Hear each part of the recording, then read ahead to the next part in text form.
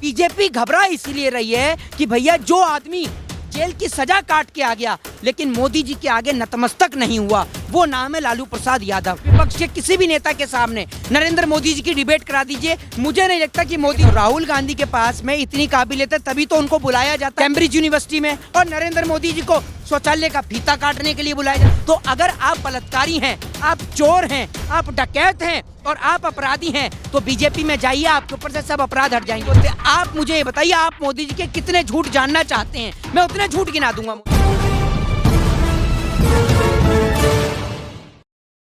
नमस्कार, मैं ज्योतिष चौहान। एक तरफ विपक्षी एकता की बात की जा रही है, वहीं दूसरी तरफ विपक्षी एकता को तोड़ने के लिए लगातार सीबीआई ईडी का छापा पड़ रहा है और तीसरी तरफ तमाम चैनलों पर यह बताया जा रहा है, ये दिखाया जा रहा है कि मोदी नहीं तो और कौन। हमारे साथ मोहित शर्मा है, इनसे बातचीत करेंगे।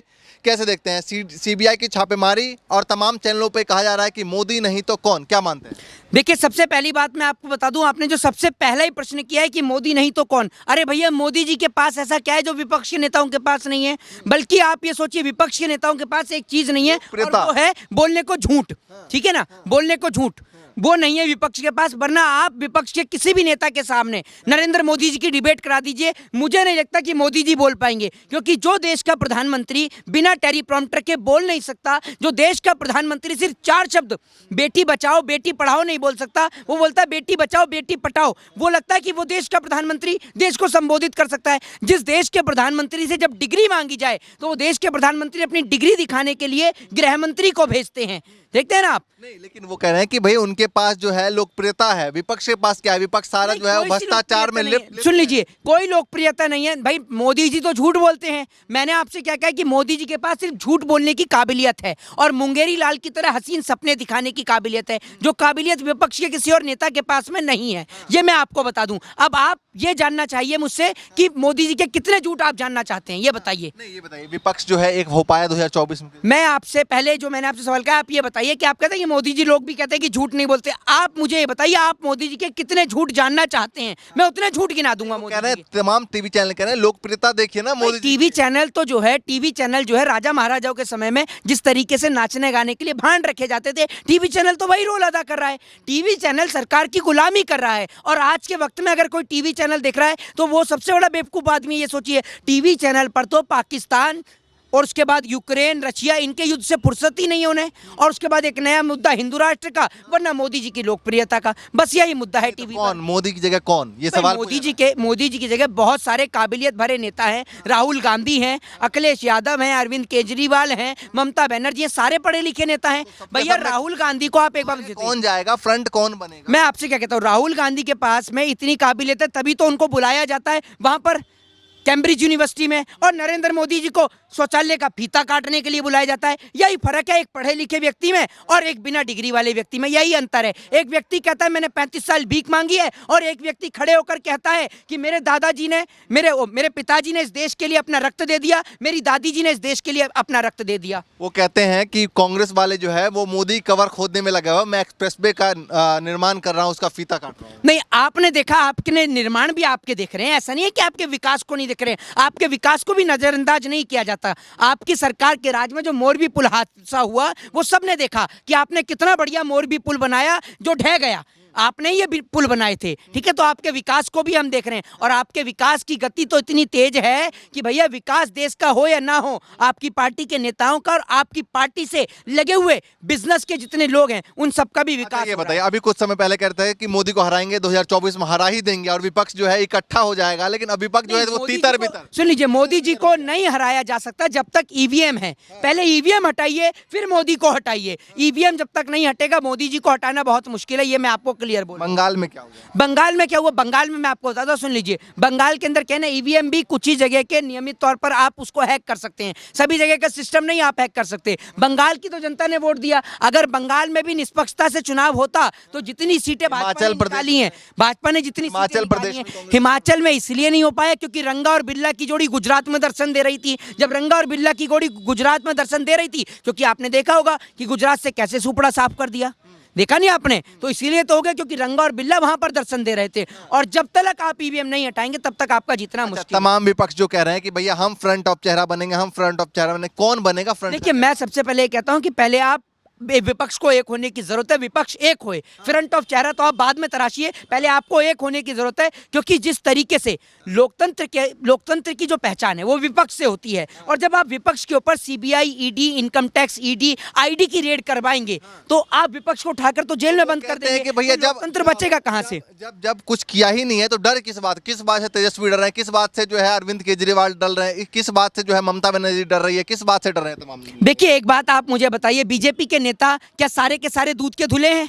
अब आप एक बात मुझे बताइए, शारदा चिटफंड घोटाले के आरोपी थे मुकुल रॉय, बीजेपी ज्वाइन करी, सारे आरोप उनके ऊपर से हट गए। क्यों हट गए भैया, ये बताइए ना। उसके बाद हालांकि वो वापस से टीएमसी में आ गए। शुभेंदु अधिकारी का आपने नाम सुना होगा, वो भी बीजेपी के अंदर थे, बीजेपी के अंदर हैं, बीजेपी के अंदर थे क्या? बीजेपी के अंदर ही हैं। शारदा नारदा का घोटाले का आरोप उनके ऊपर था, बीजेपी ज्वाइन करी, सारे आरोप उनके ऊपर से खारिज हो गए। तो आप एक बात मुझे बताइए, नारायण राणे का आपने नाम सुना होगा, नारायण राणे के घर पर जो है 300 करोड़ रुपए इनके ऊपर मनी लॉन्ड्रिंग का आरोप था, बीजेपी ज्वाइन करी, बीजेपी में शामिल होती। मोदी जी का आप फुल विरोध करते हैं, पूरा विरोध करते हैं, ये बताइए इतना विरोध कर रहे हैं लेकिन 24 में लगता है कि भैया उन्हीं की सरकार बन जाएगी, क्यों? क्योंकि विपक्ष एक हो ही नहीं पा रहा है। देखिए, मैं आपको एक चीज बताता हूं, जिस तरीके से विपक्ष को एक कहां से होगा भाई? विपक्ष के ऊपर आप रेड पड़वा रहे हैं, आए दिन आप लालू प्रसाद यादव के घर पर CBI, ED, income tax, IB को भेजने का काम कर रहे हैं, कभी आप दिल्ली के जो मुख्यमंत्री अरविंद केजरीवाल उनके पास भेजने का काम कर रहे हैं, कभी आप अखिलेश यादव के घर पे भेजने का। अगर कुछ नहीं किया है, ममता बनर्जी का नहीं है तो डर किस बात का? वो कह रहे हैं कि भ्रष्ट नहीं है तो डर किस बात? तो भैया आप मुझे ये बताइए ना कि क्या कहते हैं, हेमंत बिस्वा शर्मा जो भारतीय जनता पार्टी के नेता हैं,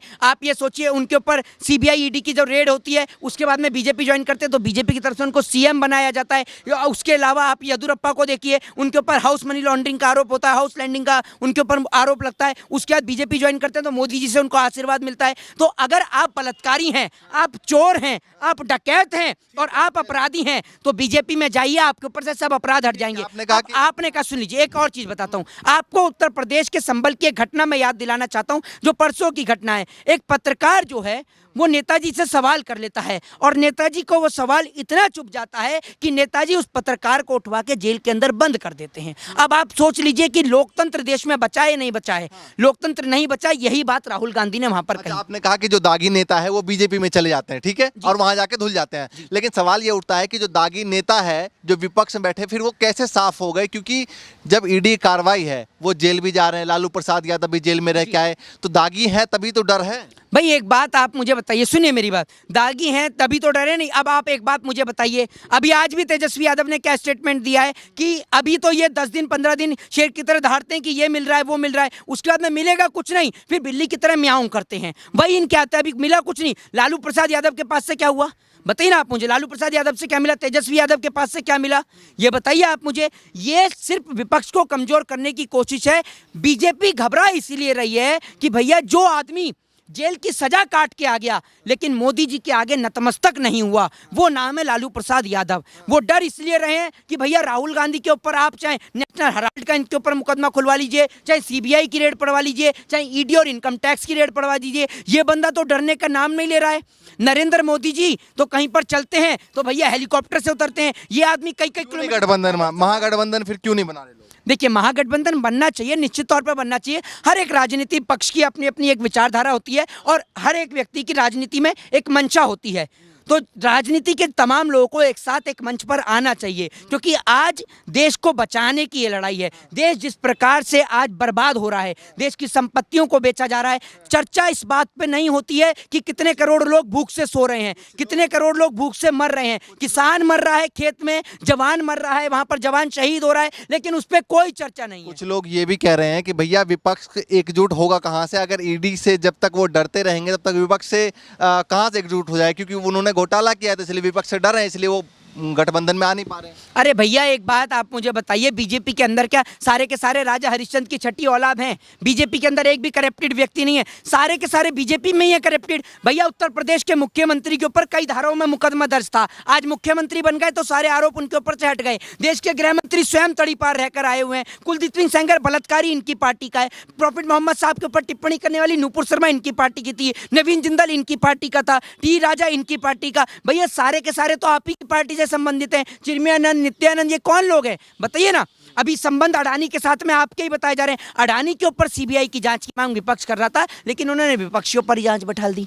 ये इस देश का दुर्भाग्य है और मोदी सरकार चाहती है कहीं ना कहीं कि विपक्ष की आवाज को गूंगा किया जाए, विपक्ष को लंगड़ा बना दिया जाए और कहीं ना कहीं इस देश के अंदर हिटलरशाही तानाशाही स्थापित की जाए। सर्वे में ये भी दिखाया जा रहा है कि अभी भी मोदी जो है वो 70% पे है और 30% में पूरा विपक्ष है। मैं आपसे क्या बोलता हूं, सर्वे तो मोदी जी को कभी असफल बताएगा ही नहीं, क्योंकि ये सर्वे खुद भाजपा कार्यालय में बैठकर होता है। ये लोग जनसंख्या बिल पर बात करते हैं तो पता ये चलता है कि मनोज तिवारी तीसरी बार पिताजी बन गए और ये कह रहे हैं कि हम जनसंख्या कम करेंगे। इनकी बात का और गधे की लात का कोई भरोसा नहीं है। जिस देश का प्रधानमंत्री मंचों पे खड़े होकर झूठ बोलने का काम करता हो, मैं उस देश के प्रधानमंत्री पे भरोसा नहीं करता हूं। प्रधानमंत्री मोदी झूठ बोलने का काम करते हैं। रवि किशन ने कहा ना, कांग्रेस ने देश को अवेयर नहीं किया था, इसलिए उनके भी 4 बच्चे, वो देश को अवेयर नहीं कर पाए थे। अरे भैया, तो एक बात आप मुझे बताइए, अभी मनोज तिवारी को आप अवेयर नहीं कर पाए क्या, जो मनोज तिवारी तीसरी बार बाप बन गए? ये बताइए ना। और मोदी जी, आप सोच रहे होंगे कि मोदी जी ने क्या क्या झूठ बोले। मोदी जी ने इतने झूठ बोले हैं कि अभी शाम से दिन हो जाएगा लेकिन मोदी जी के झूठ समाप्त नहीं होंगे। मोदी जी की बनाई हुई 100 स्मार्ट सिटी का आज तक पता नहीं है कि वो स्मार्ट सिटी कहाँ है। मोदी जी की बनाई हुई बुलेट ट्रेन का आज तक नहीं पता कि बुलेट ट्रेन भारत के किस राज्य में चलती है। मोदी जी का 2 करोड़ रोजगार पता नहीं कहाँ पर देते हैं। और जो 500 रुपए का सिलेंडर इन्हें महंगा दिखता था, आज 1100 प्लस का सिलेंडर हो गया, वो इनको नजर नहीं आ रहा। दूसरी बात ये कि मानसिक गुलामी किसे कहा जाता है, ये मैं आज आपको बताता हूं। ये देश, वो देश भारत देश था जिसमें नमक के ऊपर टैक्स लगने पर पूरा देश सड़कों पर उतर जाता था। ब्रिटिश ईस्ट इंडिया की जो कंपनी थी उसके खिलाफ खिलाफत करने लग गया था और सड़कों पर उतर गया था। लेकिन आज खाने पीने की हर एक चीज पर टैक्स लग गई, सिलेंडर 1100 प्लस पहुंच गया, शिक्षा के ऊपर टैक्स लग गया, लेकिन आज देश गूंगा और बहरा हो गया। इसी को मानसिक गुलामी कहा गया है। बहुत बहुत धन्यवाद। जिस तरीके से सीबीआई ईडी की कार्रवाई है, दूसरी तरफ विपक्षी पार्टी जो है वो 2024 को एकता को लेकर जो है हुंकार भर रहे हैं। देखना यह है कि सीबीआई के डर से 2024 का जो महागठबंधन है वो बन पाता है कि नहीं। हालांकि जो भी अपडेट होगा इस तमाम मामलों में देते रहेंगे। फिलहाल के लिए नमस्कार।